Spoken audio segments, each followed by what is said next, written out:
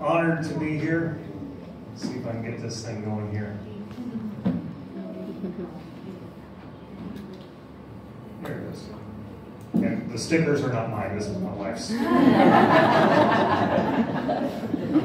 need to press this? No.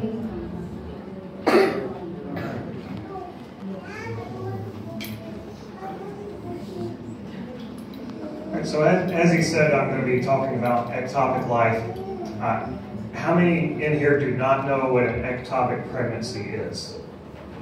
Okay, there's a few people. Okay, an ectopic pregnancy, it comes from two Greek words. The first part is ex, which means out of, and topic, which means place.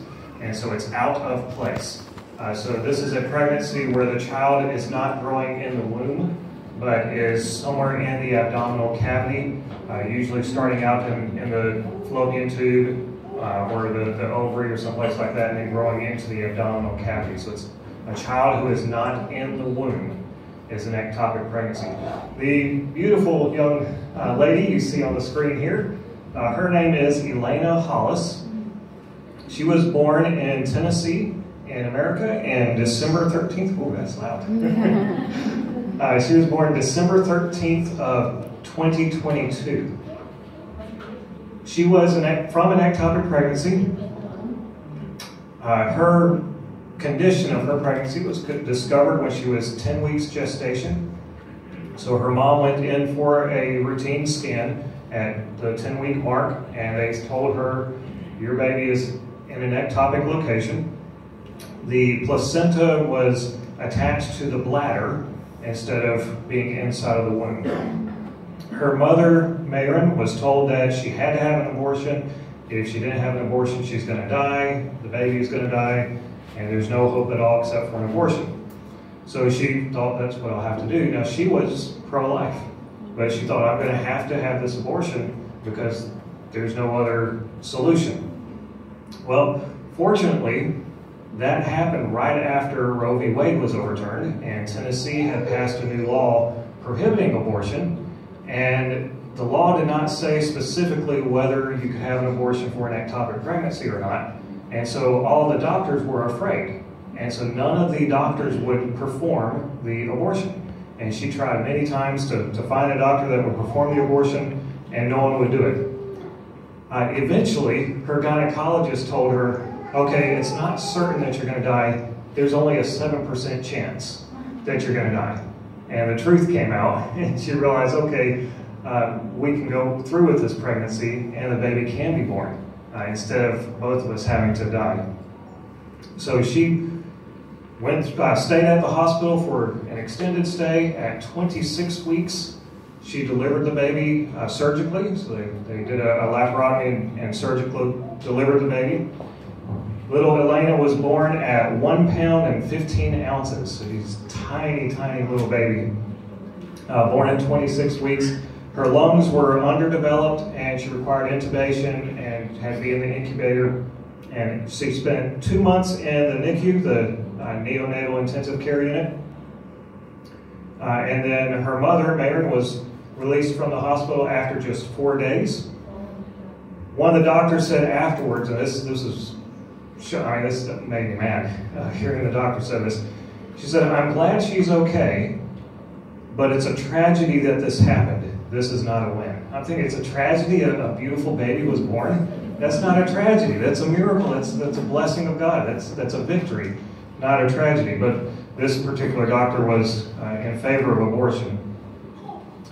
When Elena's story was published, and it hit the news in the U.S. because of the fact that it was so close after Roe v. Wade was overturned, so it went everywhere in the U.S. in the news.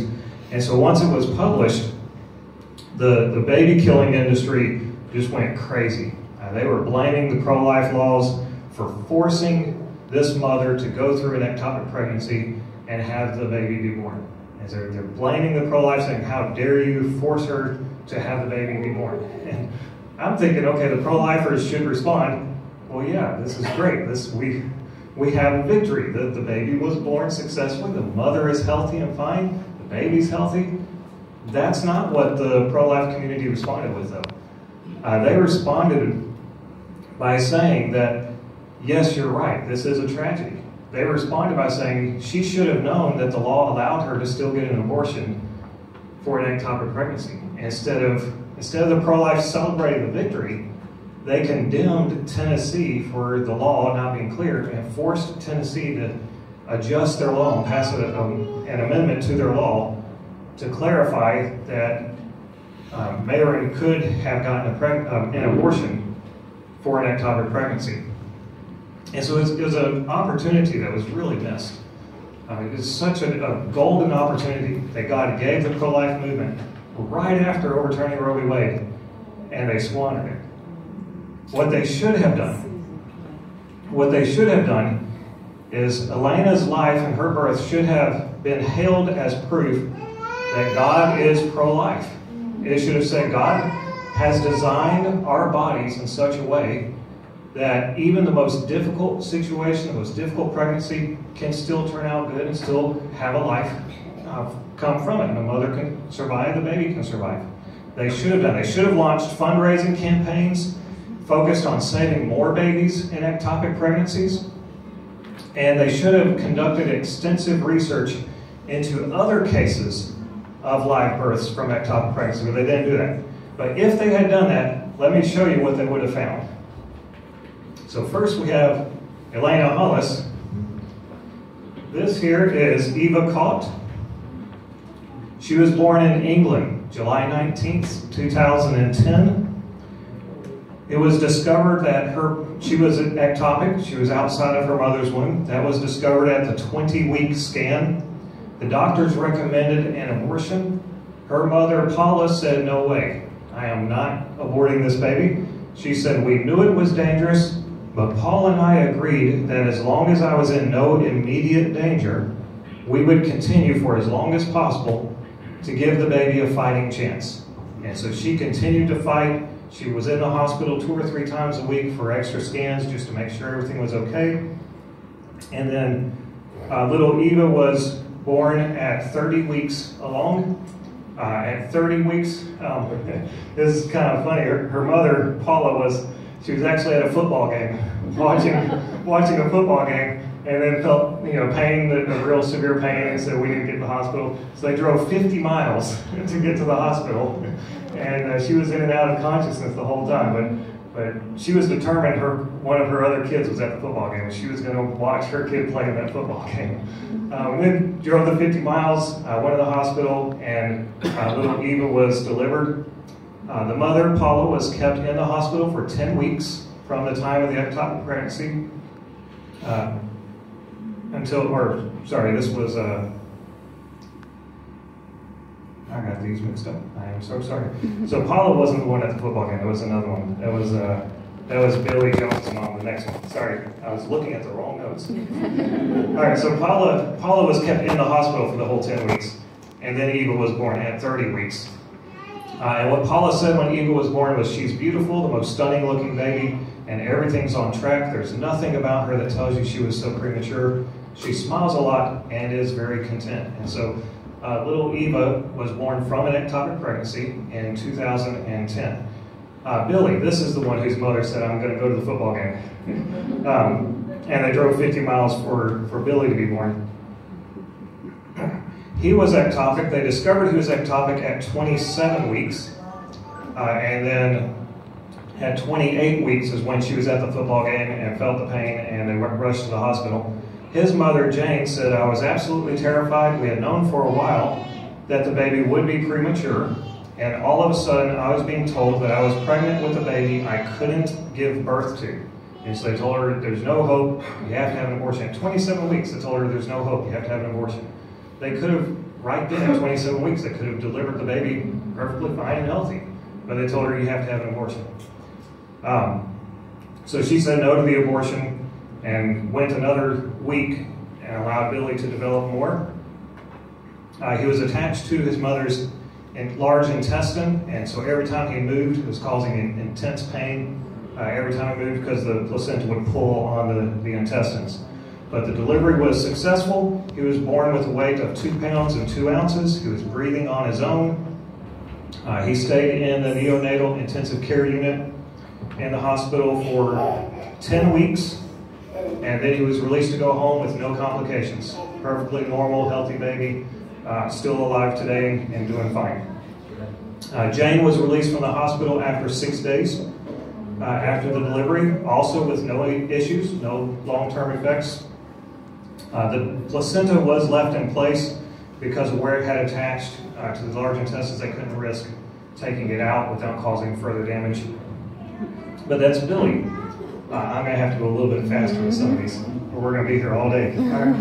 Millie Ann Pittman. She was born in England, August of 2005.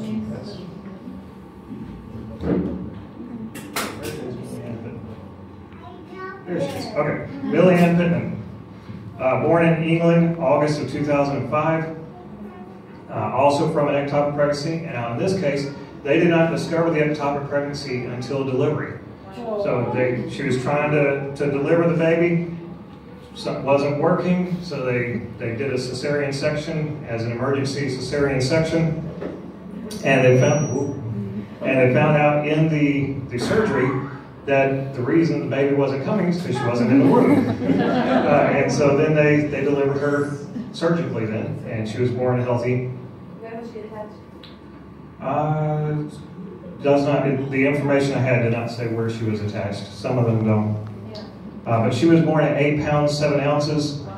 Her mother, Lisa, received 12 pints of blood after that, and then after that, everything was fine, and she continued to live a healthy life. And Millie Ann, her name means million. It's a play off the word million. So Millie Ann, because they told her she was a 1 in a million chance of survival. All right, Paris Ortiz. Paris Ortiz was born in New York on March 28th of 2012. Her position was discovered to be ectopic during a routine C-section, so again at delivery. So they were doing a C-section at 36 weeks, and the doctors had no idea that she was in an ectopic location. And so they delivered her at 36 weeks. She was a normal, healthy girl, didn't require any intervention. Her mother, Sylvia, did have to have 2 surgeries. The first surgery was to deliver the baby, and then a second surgery, it doesn't say what it was for, was probably to remove the placenta later. And she ended up receiving 40 pints of blood over the course of those 2 operations. But both survived the ordeal just fine and are doing well today. All right, then we have Dione Grant's son. We weren't given his name in the news reports, but he was born in Montreal, Canada on August 12th, 2003. His condition as being ectopic was discovered also at delivery during a C-section. He was delivered at 37 weeks of gestation. He was an interstitial pregnancy, to give you an idea of the locations. That's in between the floating tubes and the womb. And he's a normal, healthy male. There are no complications reported for either the mother or the son. All right, then we have Valdir Gabriel. He was born in Brazil in July of 2008. The ectopic nature of the pregnancy was discovered at 5 months gestation, and the mother refused to have an abortion, and so at 8 months gestation, so that would be, what is the 8-month mark, 32 weeks, so somewhere after 32 weeks,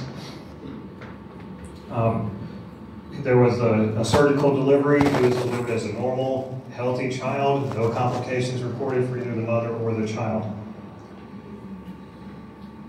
And I just like this guy's name, Azalon Cruz Perfecto. So that's quite a name.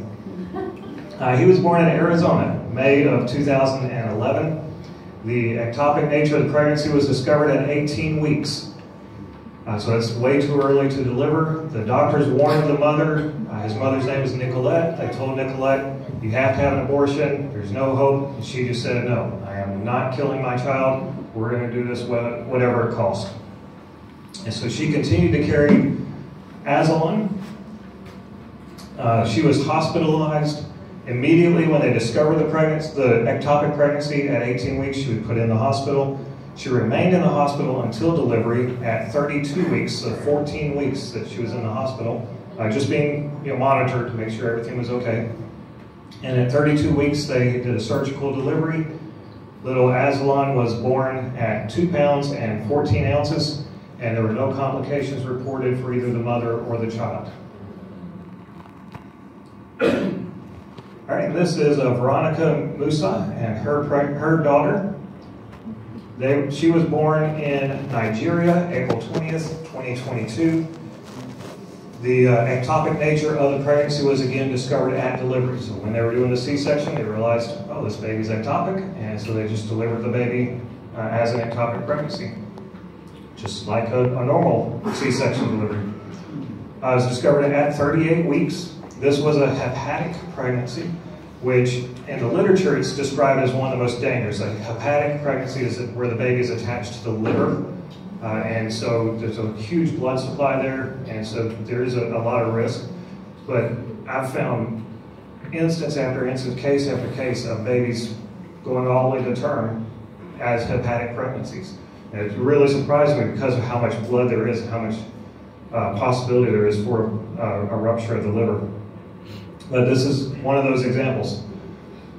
She was born 6 pounds, 3 ounces, no complications reported for either mother or child. The next one, Katie Smith. Oh, these got out of order. Okay, so we'll just skip it. All right. Nalala Nsais, I think. She was born in South Africa on May 20th, 2003. The ectopic nature of the pregnancy was discovered at 38 weeks along, so almost full term. This is another hepatic pregnancy. She was born at with a weight of 2.8 kilograms. And they left the placenta in place, and there were no other complications reported for either the mother or the child. Now we're at Durga Thangaraja. I think I'm pronouncing that one right. All right. She came from India. She was an immigrant to Australia, and the mother was an immigrant to Australia, and Durga was born in Australia, May 30th of 2008. The ectopic nature of the pregnancy was again discovered at C-section, so right at delivery. Delivered at 38 weeks gestation again, and had a birth weight of over 6 pounds. No complications for either mother or child. There's Katie Smith. All right, so Katie Smith, born in Ohio, April 2013. The ectopic nature of the pregnancy was discovered at 30 weeks. This was an ovarian pregnancy. So Caden was inside of his mother's ovary for the entire gestation period. So the ovary stretched and accommodated his growth. He was born with a weight of 3 pounds at 30 weeks of gestation, and there were no complications reported for either one of them. This one is my favorite by far. The reason this one is my favorite is not because of the baby, but because of the doctors. This was in Uganda. This was just last year, July 28th, 2023. Baby Miracle Asiro was born. They discovered that he was in an ectopic pregnancy when they were doing the C-section delivery and realized the baby was not in the womb. As soon as they realized what was going on, they had the scan in preparation for the C-section. So they hadn't quite started the C-section. They did the scan before and they realized, oh wait, something's not quite right here. They saw the womb off to the side and the baby. As soon as they realized that, they brought in their cameras and their cell phones, and they filmed the delivery live on Twitter. And instead of reporting it afterwards, they said, we're just going to film the whole thing. And so they filmed it all. So you can go on Twitter today, you can look for Miracle Asiro in Uganda, and you can watch the delivery of an ectopic child. So this was just this past year. He was attached to his mother's intestine, delivered at 38 weeks gestation. He had a birth weight of 2.6 kilograms. And his mother had a second surgery for removing the placenta, and then both of them had no further complications and were released to go home. So what I've shown you here is just 14 quick examples of children born from ectopic pregnancies. I began studying this issue back in 2012. I was helping to start a pro-life organization called Personhood Alabama. So it was a new organization in my state, and we had someone come in from out of state to give us, kind of an introduction, what we needed to do. And he said there's no reason for abortion for any case except for one. And so I went up to him afterwards and said, what's that one case where you have to have an abortion? He said, well, an ectopic pregnancy. There's no solution there. If you don't kill the baby, then both of them are going to die. That's what I was told. I said, that just doesn't sound right. I don't think God would design things where you have to take a life. Now, granted, there's things like warfare where you have exceptions in the Bible, but where you have to take an innocent baby's life, I don't think God would design it that way. And so that's what spurred me to go and do this study. I started looking through the literature, the peer-reviewed scientific literature, and I found in that first study, I found over 500 cases of children being born alive from ectopic pregnancies, just like these 14 that we looked at. Since then, I've picked it up again, and I'm doing new research now. And in my research now, I'm currently at over 1,000 that I've found. I've got about 2 million papers that I'm going through, scientific reports. And so far, it's been about 1 out of every 10 that has been a child that is born alive. So if that 10% holds for the whole 2 million papers, that means I have a potential of finding 200,000 out of these papers that report a live birth of an ectopic pregnancy. Things that people said were completely impossible. So back in 2010, when I first started studying this, everyone said this is just completely impossible. There's no way that this can be done. I've already found over 1,000 instances of it happening. I'm expecting to find many, many more. What are the dates of these papers, like ranging from? Yes, it ranges all the way back to the 1800s. The earliest, I think, was like 1850, 1860, somewhere in there. The earliest that was reported. There may have been some before that, they just weren't reported. All right, so let me give you some quick facts. What time is it? I don't have a watch with me. 1 o'clock, okay. And lunch is after me, so I have to make sure I finish right on time.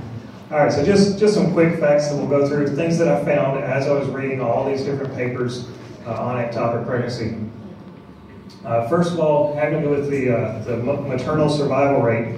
Remember, Elena Hollis, first one I talked about. At first, they told the mother, there's absolutely no certainty, or there's absolute certainty you're going to die if you carry this baby to term. And then later they changed that and they said, oh well, you've got a 7% chance of death. Even that 7% was kind of high. What I've looked at, there's a couple of, you have to kind of combine statistics to come up with the numbers because no one's actually done a study of survival rates for ectopic pregnancy.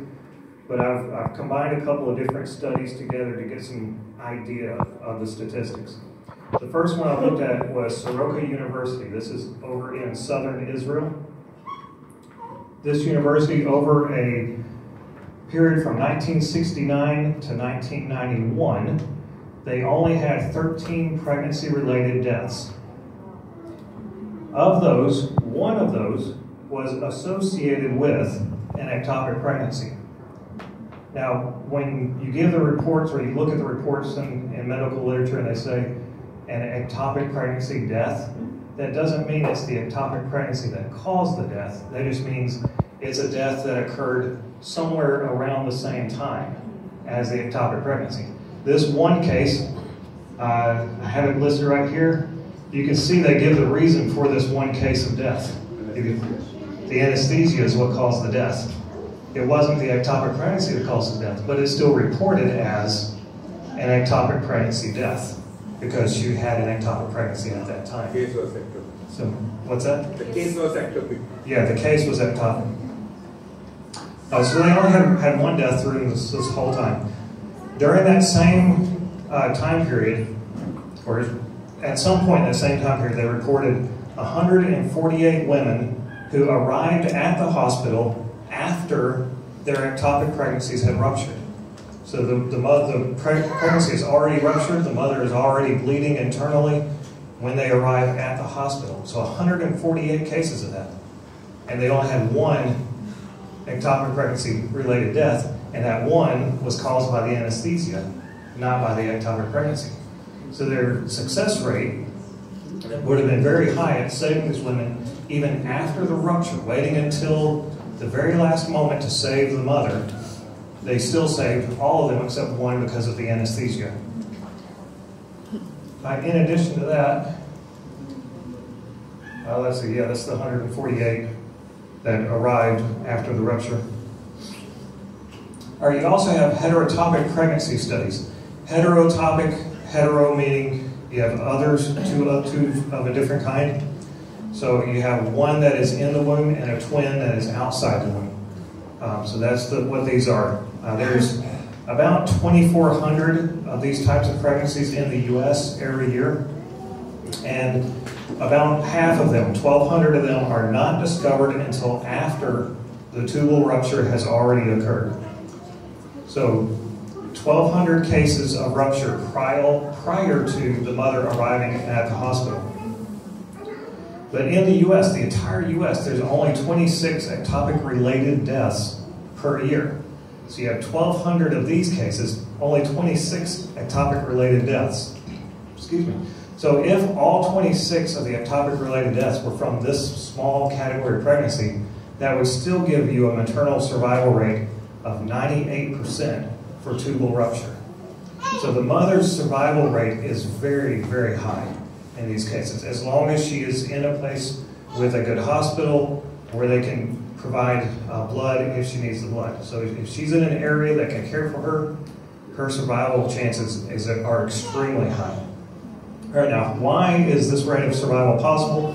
You got two reasons. First of all is transfusion. You got blood banks that are available for most hospitals, at least across the U.S. I'm sure most of your hospitals here have blood banks. But even in areas that don't have blood banks, there's a thing called auto-transfusion. That's where if the mother is bleeding out into the womb or in the abdomen, that blood can be siphoned off and put right back into her own body. And so you don't have to worry about her body rejecting the blood because it's her own blood, and it's going to be her own blood type. Auto-transfusion has been around since the late 1800s, and it's been used successfully. There was a study done recently of 632 cases of auto-transfusion being used in ectopic pregnancies. And out of those 632 cases, there was only a single death out of 632. And we don't know if the pregnancy caused that death or what. We just know that was only one case of death. So out of 632 with just one case of death, that's 99.94% success rate. So it's very high success rate as long as there's a doctor that knows what he's doing and can provide the blood for the mother. There's also, in the literature, there's no known limit to how long auto-transfusion can be used to keep someone alive. They've had cases where, the one I read, it wasn't an ectopic pregnancy case, it was a gentleman who had been wounded in his abdominal cavity, and they used it just as an emergency situation. They used auto-transfusion, and I think it was over a week that they had auto-transfusion to keep him alive until they could staunch the blood and get him to a hospital. All right, where are we? Okay. So one of the things that I found is that tubal rupture usually does not cause the massive bleeding. The massive bleeding comes later. Tubal rupture happens in ectopic pregnancy. The tube will rupture. The child starts out in the tube, and it stretches the tube, and the tube ruptures, and then the child continues to grow in the abdominal cavity. The tubal rupture usually doesn't have a whole lot of bleeding, and we'll come back to this in just a second. Dr. John Clark found that between weeks 5 and 10 is usually when the tubal rupture occurs. The massive bleeding doesn't occur unless the child is attached to an organ like the liver, and it has gone much further along. And for sake of time, we're going to go forward a little bit. Mishandling the placenta, the number one cause of death that I found in my research was from doctors that didn't know what to do with the placenta because no one trains how to handle an ectopic pregnancy other than just kill the baby. They don't train how to deliver the baby and what do you do with the placenta afterwards. So most of the causes of death were from the doctors that just didn't know what they were going to do All right, regarding the placenta. All right, this is one of the sections I want to get into real quick. The child's journey. So the child in an ectopic pregnancy, the child starts out with fertilization in the fallopian tube, and there's some type of obstruction that prevents the newly formed child from going down into the womb and growing as normal. That obstruction just keeps the child in the fallopian tube. Around weeks 5 and 10, the tube, because it's so small and constricted and the child is growing, the tube stretches and then ruptures. What they found is that the child then will move from the tubal location and float down into the abdominal cavity and reattach, reimplant. And so started out implanting in the tubal area and then reimplanted somewhere else in the abdominal cavity. And then will continue to grow at the new implantation site as long as it has a good blood supply. Now there are some places in the abdominal cavity where there's not a good blood supply, and so the child attaches there and then essentially starves because he can't get the nutrients he needs from the blood supply. And there's nothing that we can do about cases like that, but in many cases, the child attaches somewhere where there is a good blood supply. And then he'll continue to grow at that new site, and then surgical delivery has been successful after 21 weeks.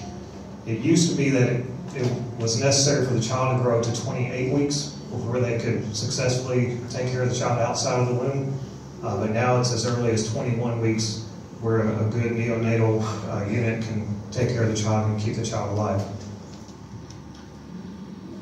There's a couple of things that you could do for treatments for tubal pregnancies or ectopic pregnancies. One is expectant management, which is just a watch and see type of situation. That's the one that is most often followed for mothers that refuse an abortion. They follow an expectant management. The doctors will just monitor her. If it's a high risk of bleeding, they'll keep her in the hospital for the entire time until the baby's ready to be delivered. With expectant management, I don't think I have those numbers there. No. Okay. With expectant management, about 70% of ectopic children will die naturally before they ever get to a point where they can harm the mother. So there's no need to kill the child right away. About 70% of the time, the child just dies of natural causes before there's ever any danger. Of the remaining 30%, 40% of those will implant in an area with sufficient blood supply so that they can continue to survive and grow, which means that we have a rate of about 12% survival rate. I think I have that somewhere in here. Oh. Sorry, my slides are not in the order I thought they were in. All right. So there's about a 12% survival rate for the child at a minimum. Let's see. I'm going to see if I can find that slide.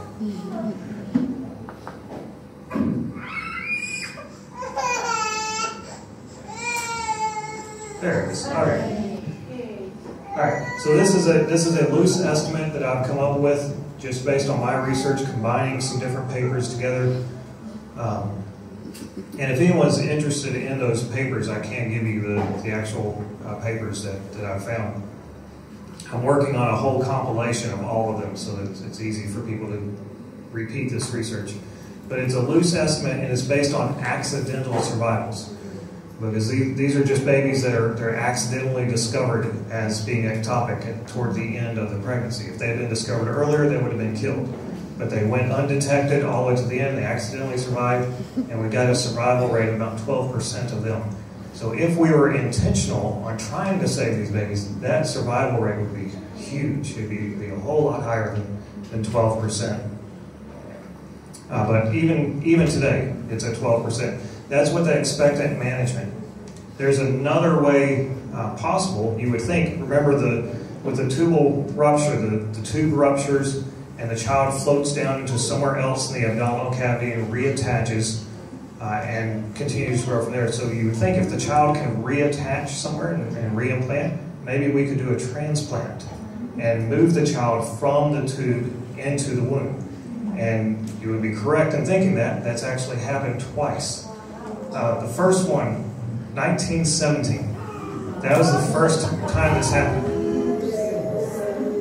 So Dr. Wallace was he was operating on this young lady for another condition. I don't remember what the condition was, but she had another condition. He was in the middle of the operation, and he noticed a mass in her tube.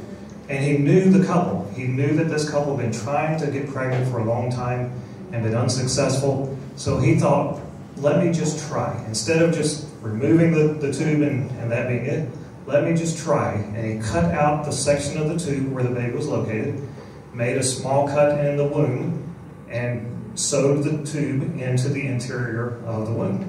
And it worked. And the baby was born healthy. And Dr. Wallace said, in this day of advanced surgery, 1917, in this day of advanced surgery, with the art of transplanting different parts and in fact organs of the body, I wonder at the escape of so important a procedure entailing so little danger as the transplanting of an ectopic pregnancy from the fallopian tube into the uterus.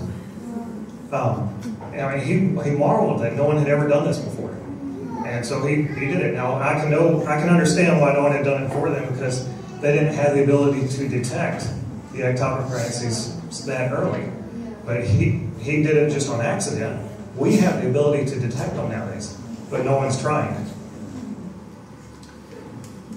All right, he said, we should make a supreme attempt to save the life of the growing child by opening the tube carefully and transplanting it into the uterus where nature intended it should go. It can be very quickly done. It does not endanger the life of the mother, and may be her only chance to bear a child. I have not the least doubt that many such transplanted ectopic pregnancies will be reported in the near future. And instead of following his dreams, we turned and said, no, we just have to abort all of them. But he had a successful case in 1917. And I like this quote, and I don't have it on here, so I'm going to have to read it from the screen. He said, it has been the advice of our best men that when ectopic pregnancy was discovered during the quiescent period, so that's a very young time period, or when it has been discovered during an abdominal operation, it should be removed at once. This has been the rule followed for years. It has been accepted as the only thing to do. Why have we all these many years been so willing to deprive these children of the right to live just because they were started wrong? It's the same question we could ask ourselves today. Why are we so intent on killing these children instead of giving them a chance of life? And so I don't have an answer to the question. We should be giving them a chance at life. There was another one in 1980. Dr. Landrum Shettles did the same thing. He accidentally discovered an ectopic pregnancy. Did the exact same thing. Cut out the section of the tube, put it into the womb, and he was in the process of writing a paper on it and told one of his friends about the paper he was writing, and his friend knew about Dr. Wallace's case, and his friend told him about it. And so then when Dr. Shettles reported it, he gave the credit to Dr. Wallace as the first one to do it, even though he had not known about that at the time. He was just doing what came natural to him. It just made sense to try and transplant the child into the womb. And his was also successful. There have been about 5 other attempts, but they did not try surgical movement. They tried to just kind of poke and prod the child to get down into the womb, and those all failed. But both of the 2 surgical attempts at transplanting have been successful. These were reported in the literature. Scholars know about these cases. And in fact, there was an article written recently on methods of treatments for ectopic pregnancy. And it talked about how to abort the child this way, and how to abort the child that way, and how to abort the child this other way. All these different ways to abort the child. They never even mentioned transplanting the child. And so Dr. Grudzinskis over in England actually wrote to the paper that published that article and said, why did y'all not mention transplanting the child? He said, it's been done twice. Why didn't y'all mention it? And they wrote back to him and they said, The main goal in treating ectopic pregnancy is to avoid major surgery, thus minimizing the risk of patient morbidity. Surgical handling and embryo transfer from the tube into the uterus, as described by Shettles, clearly does not apply to this current basic therapeutic principle. So they said, well, our goal is to avoid surgery. It's not our goal to save lives. Our goal is to avoid surgery. And so they said, to avoid surgery, we just kill the child. And that was their reason. That was their reason not just for not recommending transplantation, but for eliminating it from the report entirely and not even telling people about it. And so Dr. Gudzinskis called them on that, forced them to write an explanation of why they didn't include it. And so that is on the record now in the scientific research. Okay, so we've gone through, we've looked at, we've got all these babies that have been born from ectopic pregnancies, got cases of transplantation. What are some implications for this, for us for the future? First of all, the doctrine of double effect. This is the doctrine that currently governs most doctors' thinking about ectopic pregnancy. It's based on the idea that the child cannot survive at all, and the mother is very likely to die if we do nothing. The double effect doctrine says, according to the principle of double effect, sometimes it is permissible to cause a harm as an unintended and merely foreseen side effect or double effect of bringing about a good result, even though it would not be permissible to cause such a harm as a means to bringing about the same good end. So in the case of an ectopic pregnancy, they're saying normally killing the child would be a bad thing and would not be allowed. But they say if we just remove the tube that the child is trapped inside of, then our intent is to save the mother, and the child only dies as an extra side effect of that intent, of that action. And that's what has been used to justify abortion in the case of ectopic pregnancy. And so what I recommend is that we move from double effect to an ethical triage approach. And an ethical triage, if a doctor has two patients, he should attempt to save both of them whenever possible. But if time only permits him to save one, then he is not responsible for the death of the patient that he did not have time to save. So I think this should be the approach we take to ectopic pregnancy, that the doctor should have the intent of saving both the mother and the child and do everything possible to save both. If the mother starts to bleed out and the doctor has to choose, do I save the mother or do I save the child? We leave it up to the doctor to make that decision, and he's okay to make either decision. And in most cases, it's going to be that the mother's the only one that can be saved. So if the mother is bleeding out, she's about to die, he can deliver the baby and then stop the bleeding in the mother. And then if the baby is still able to be saved, then he can save the baby as well. And I think that would be, it's the same thing as if you have a car accident and both the mother and a toddler come in and the doctor has to choose which one do I work on right away. And if he chooses to save the life of the mother first, by the time he gets to the toddler has died. It's unfortunate, we're sad, but we don't consider that doctor a murderer because the patient he couldn't get to didn't make it. I think that should be the same approach we take with ectopic pregnancy, that the doctor should try to save both of them. And if there's a case where he can't save both of them, then he's absolved of any guilt because of that. And we end with, back with a picture of Elena, just such an iconic picture of a beautiful young lady, just recently born at the time this was taken. She developed just normally. She's a normal, healthy girl now. They actually have a GoFundMe page trying to get some money to raise to provide for the family's needs. And so you can actually see pictures of her all the way from when she was born in December of 2022 to just a few months ago. There's still a picture of that recently of her on the GoFundMe page. But that is what I think we should do with ectopic pregnancy. I hope this has been helpful to you. Does anyone have any thoughts or questions with what little time we have left? You said you would come back to this point about the gut rupture. The first thing that happens is not bleeding. Bleeding happens later. Is there anything else that you have to be added, or did you complete that point? Yeah, that was let's go back here.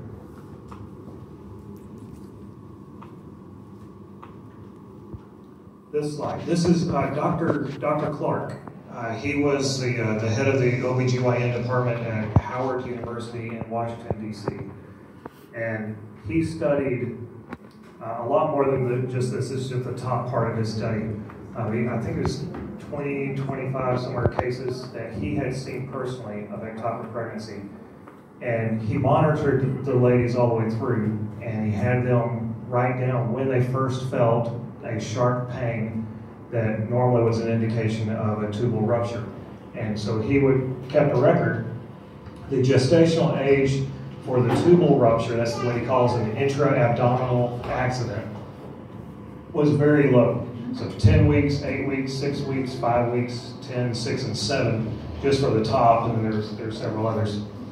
But the delivery, when they actually went in and delivered the child, was much later. So 28, 40, 15, 20, 16, 22, and 15.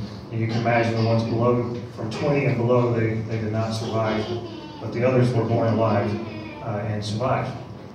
And so he just used this to prove that the children were not dying or causing the death of their mother at the tubal rupture stage, but it wasn't until they were much later, much older, and possibly able to be delivered and live, was when they actually posed a risk to the mother of her bleeding and having to have a blood transfusion or auto transfusion. And this is Dr. Clark's article is online, embryo transfer in vivo, and you can look at in vivo is inside the body versus in vitro, which is the born in the ones that are formed in the glass and then transferred into the body. Yes, I think we have a mic.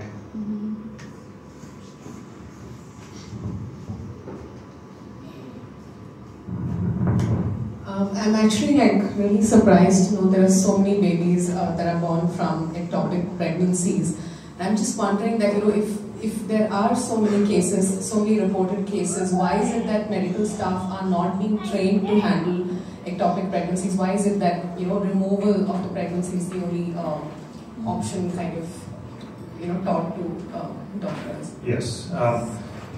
It's a question I've asked many times. The best I can figure is that prior to Roe v. Wade in the States, there was a lot of pressure on the Catholic hospitals to do abortions. And the Catholic hospitals refused, and we're not going to do abortion no matter what.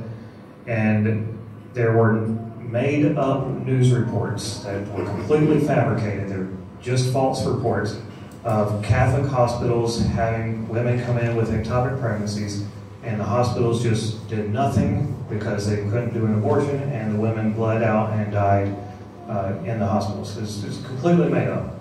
But about that time, when they were doing that, the 50s and early 60s, that's when I saw the Catholics start applying this double effect doctrine for ectopic pregnancy. And from that time forward, the popular literature, the readily accessible literature, never said anything about ectopic survival.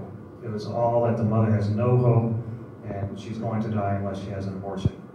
And in fact, if you were to look at like the Mayo Clinic, the Cleveland Clinic, all your big major medical organizations, they all say that there's no hope in an ectopic pregnancy for the child to survive, and if you don't have an abortion right away, the mother will probably die. Now, they said that all the way up until 2012 when I published my article.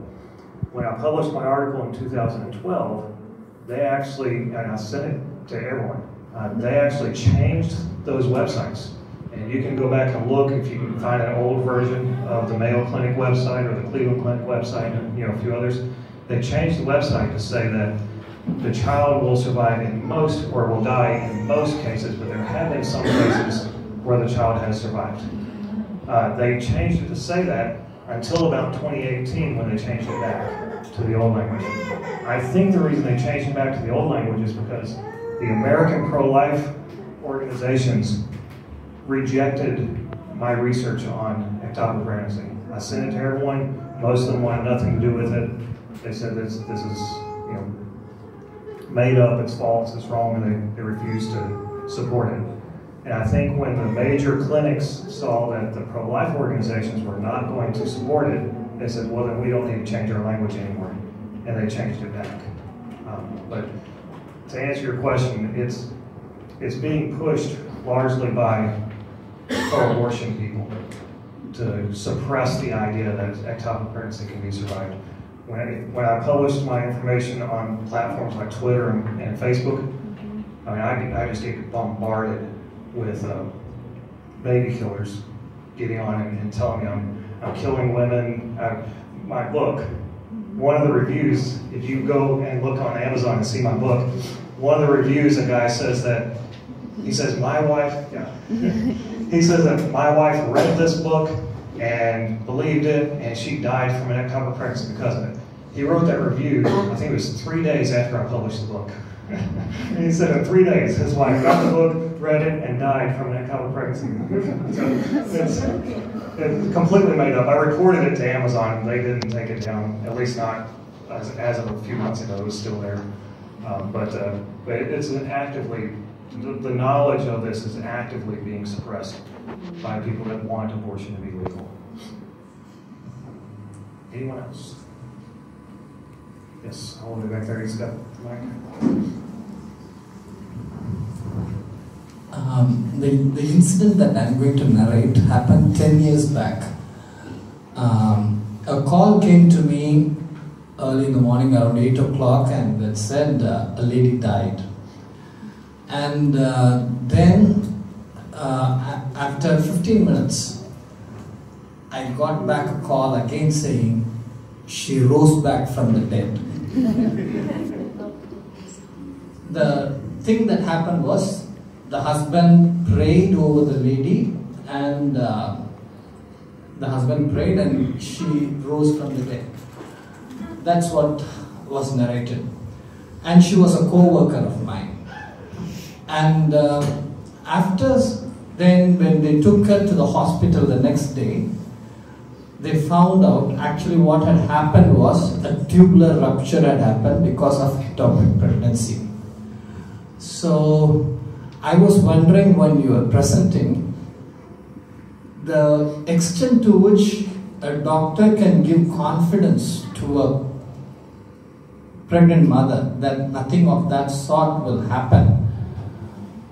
How confident a doctor could be, I was just wondering. Because this happened right in front of my eyes. So, not eyes, at least I know them personally, I know them everything. So I was wondering how confident can one be in telling that? Right. Yeah, that is one thing. And another thing that I have is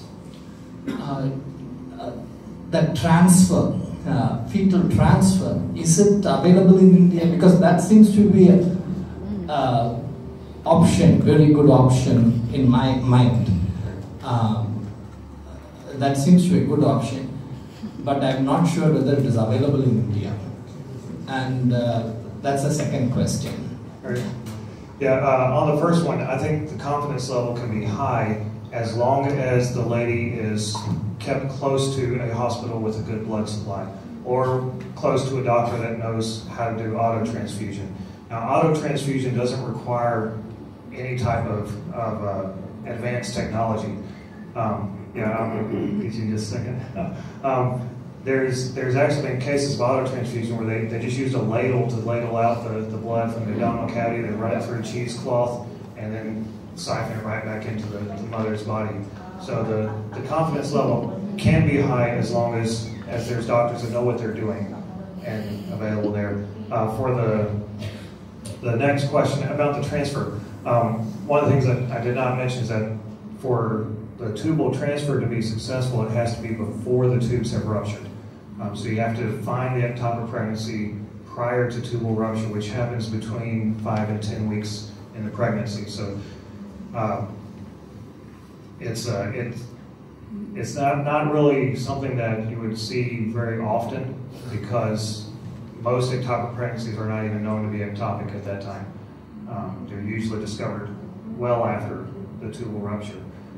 So I don't foresee a whole lot of transfers from tubal pregnancies into the womb, but I think it should be researched. There's one doctor in California and one doctor in England that have reached out to me and told me that they would be willing to make the attempt if they were presented with the right case.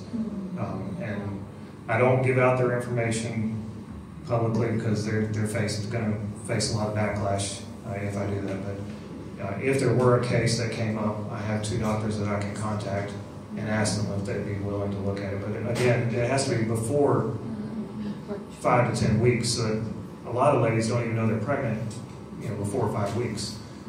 So it's very rare. Yes. I'd just like to add a few things, which is, so being someone who's been dealing with it on a day-to-day basis, it's not about being the confidence. I don't think it's about to do with confidence alone. You can assure the woman all that you want to assure, okay, but there are certain, there are certain rules that you have to follow in whichever place you are. So the rules that are in India per se, especially for blood transfusion. So you are not allowed to transfuse blood.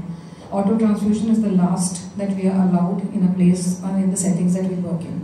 In a lot of smaller hospitals, blood is not something that is available in the hospital per se. So you need to go to a district hospital to collect that blood. Number one. If you are doing an auto transfusion in your setting, okay, you will have to give the government a proper feedback as to why you had to do an auto transfusion. Otherwise, you can be legally stuck with the whole process. About an ectopic, the few things which I would want to clarify per se. For example, this study. It's about embryo transfer in vivo.